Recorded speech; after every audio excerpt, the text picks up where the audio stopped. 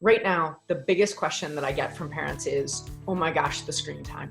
The screen time for family dinners, the screen time for school, the screen time for me to get any work done, the screen time for them to distract themselves, the screen time for all the things.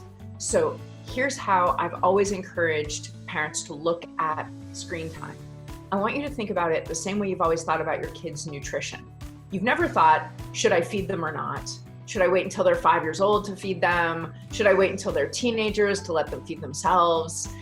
You've always fed them, but you've thought really carefully about what you feed them and how you teach them about food.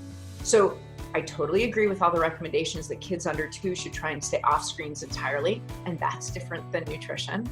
But in general, right now, we are in a time that's really different.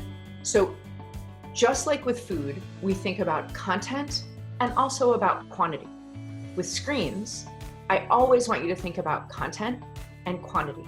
Like this, if one of my kids decided he wanted to sit down at 8 in the morning and eat broccoli until 8 o'clock at night, eventually I would say to him, hey, step back from the Jolly Green Giant, man. You got to get up from the table. I don't care how healthy broccoli is. That's enough.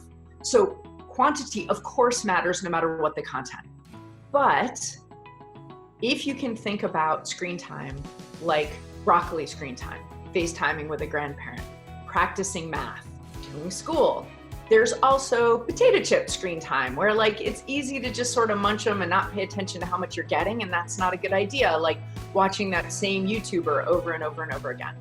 And then there's ice cream sundae screen time, that video game that they can play, for 1 hour twice a week, but you don't want them binging on. There are also things that are rat poison screen time that you'd never want them to touch no matter what.